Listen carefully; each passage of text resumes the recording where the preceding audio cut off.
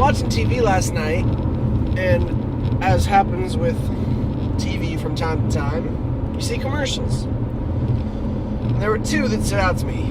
One was a Dyson vacuum commercial, and the other was for Persil Pro Clean laundry detergent. Both of them are highly effective commercials, and both of them have this one thing in common. Well, a couple things. One, their commercial employs a lot of bright colors, whether that's like just stark whites or various like oranges and yellows and greens and things like that. Bright colors that catch your attention. The other thing they have in common is they both have to do with cleanliness. Cleaning clothes or cleaning your house. The issue I had with them, and I mean they're both effective commercials. They told what the product was and sold it well. But the Dyson commercial at the very end, after the lady in the commercial is done using the vacuum, which by the way, almost all vacuum commercials employ a woman to operate the machine. Just saying, just ponder that for a second. But back to my original point. At the end of the commercial, she hangs the vacuum. It's this little handheld one, and the idea is that it's very versatile and still has all the suction and stuff like that. It's got the brush head on it, then a really long tube, and then the motor with the cyclone and everything up by your hand.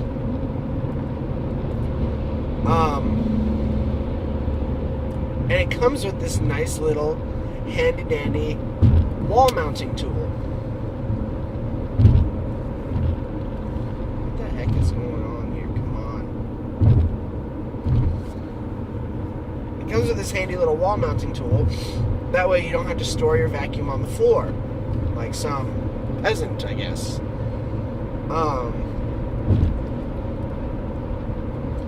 But what happens at the end is she hangs it up on this wall mounting tool that's right in the middle of her kitchen. Who hangs a vacuum cleaner on the kitchen wall? Maybe a lot of people do it. Maybe I'm the one that's weird here, but you put the vacuum cleaner in a closet or in the garage or basement or somewhere that's not like visible. It's just one of those taboo things. It's like, this has the dirt from my house in it. And unless you're going to stop every single time when you're done vacuuming and take it apart and clean the thing out, it's just dirty. I mean, the point of the vacuum cleaner is to suck dirt off the floor. Where does that dirt go?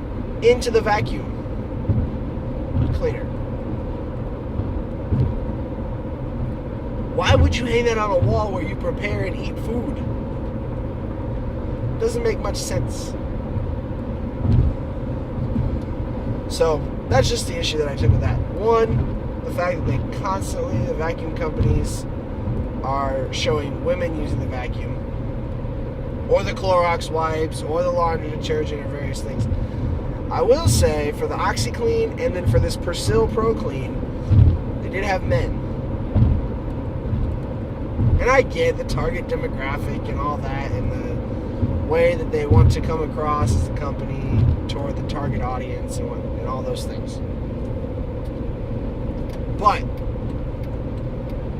the Persil Pro Clean commercial, there was actually nothing wrong with it. There's a guy in a white suit, a very, very bright white suit, and he's walking around with a bunch of things that are stained, and he's throwing them in with the Persil, and he's cleaning it, and it's coming out perfectly white and all that. Well, one, I call baloney. I think that's TV magic.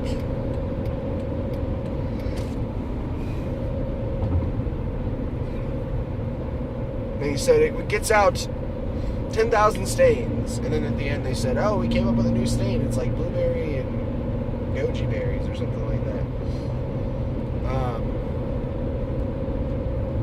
He goes, oh, it gets out 10,001. But the name Persil, is what gets me. It just sounds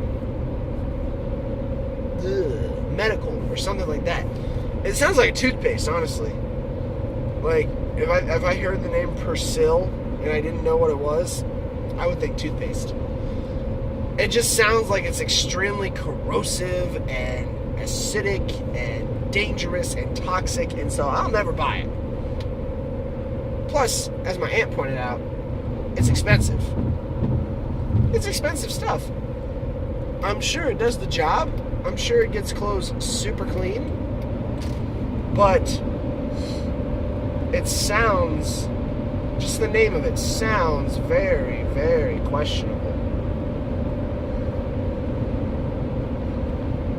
So those are my two things for this morning.